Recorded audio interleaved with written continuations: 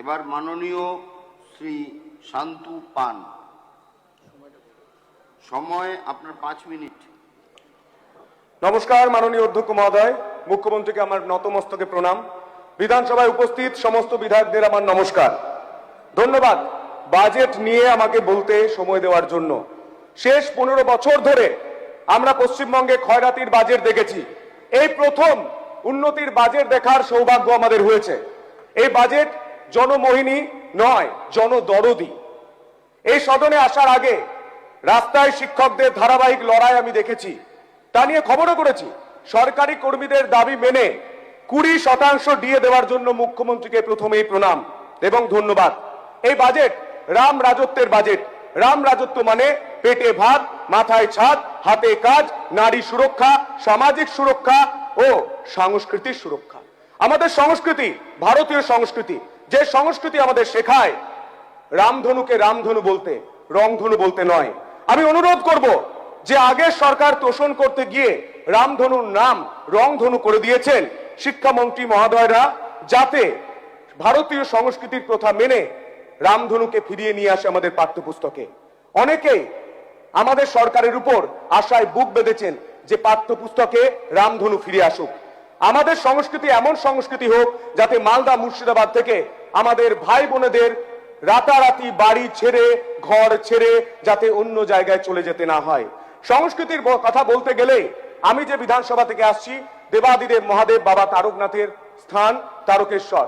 সেই তারকনাথের ধাম তারকেশ্বর এতদিন কোনো দিন বাজেটে জায়গা পায়নি। মাননীয় স্পিকার মহাশয়, আমি সমগ্র তারকেশ্বরবাসীর হয়ে এই সরকার ও মুখ্যমন্ত্রীর কাছে কৃতজ্ঞতা প্রকাশ করছি। এই প্রথম বাজেটে তারকেশ্বর বাবা তারকনাথের চরণে হওয়া শ্রাবণী মেলাকে জাতীয় উৎসব বলে ঘোষণা করা হয়েছে। তার জন্য মুখ্যমন্ত্রীকে অসংখ্য ধন্যবাদ। শেষ 15 বছর ও আগের 34 বছরে তারকেশ্বরের মন্দিরের ঐতিহ্য নিয়ে কোন রকম কথা বলতে শোনা যায় না।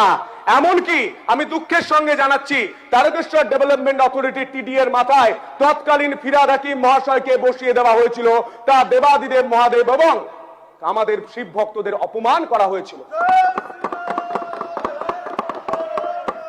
বিগত দুটি সরকার বারবার তারকেশ্বরকে নেগলেক্ট করেছে, ফুরফুরা শরীফ নিয়ে কথা বলেছে, তা নিয়ে আমার কোনো আপত্তি নেই। উন্নয়নের প্রজেক্ট হয়েছে সেখানে, তা নিয়ে আমার কোনো আপত্তি নেই। কিন্তু কেন তারকেশ্বর ব্যাপ্ত ছিল, এই উত্তর আগের সরকার যারা প্রতিনিধিত্ব করেছেন উত্তর দিতে হবে।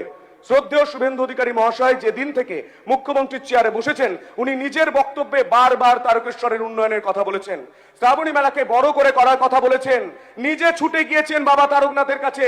শ্রদ্ধেয় মুখ্যমন্ত্রীর কাছে আমার তারকেশ্বরবাসীর হয়ে কৃতজ্ঞতা প্রকাশ করছি। শ্রাবণী মেলাকে বাজেটে জাতীয় মেলা ঘোষণা হয়েছে এবং মুখ্যমন্ত্রীর নির্দেশ মতো 30 দিনের মাথায় অতি দ্রুততার সঙ্গে তারকেশ্বরের মন্দিরের সৌন্দর্যায়নের কাজ শুরু হয়েছে। যে রং আমাদের সংস্কৃতির সঙ্গে যায় না, সেই রং জোর করে চিপকে দেওয়া হয়েছিল তারকেশ্বর মন্দিরে। শ্রাবণী মেলার প্রস্তুতির কাজ শুরু হয়েছে দ্রুততার সঙ্গে। আপনি ধন্যবাদ জানাই যে তারকেশ্বরের সংস্কৃতি ফিরিয়ে আনার জন্য যে বিশেষ কথা, বিশেষ প্রজেক্ট বাজেটে রাখা হয়েছে, তার জন্য ধন্যবাদ জানাই।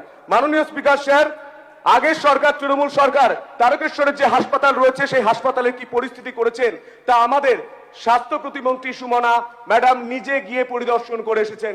আমি স্বাস্থ্যমন্ত্রী এবং স্বাস্থ্য প্রতিমন্ত্রীর কাছে অনুরোধ করছি যাতে এই হসপিটালের উন্নয়ন হয়, কারণ ওই হসপিটালে শ্রাবণী মেলা এবং চৈত্র মাসে প্রচুর শ্রদ্ধালু এবং প্রচুর মানুষ যান চিকিৎসা করাতে, কিন্তু চিকিৎসা না পেয়ে ফিরে যেতে হয়। শুধু একটাই পায়, রেফার রেফার রেফার।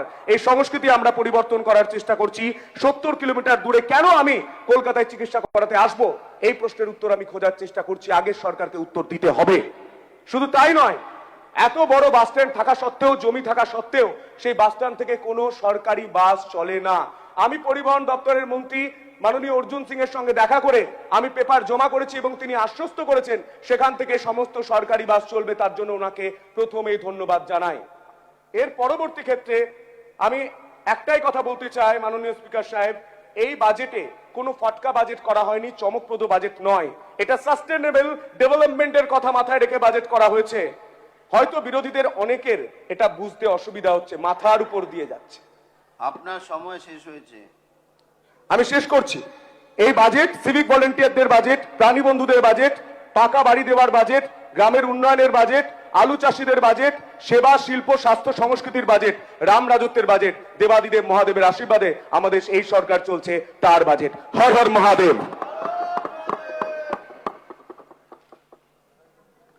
এবার মাননীয় সদস্য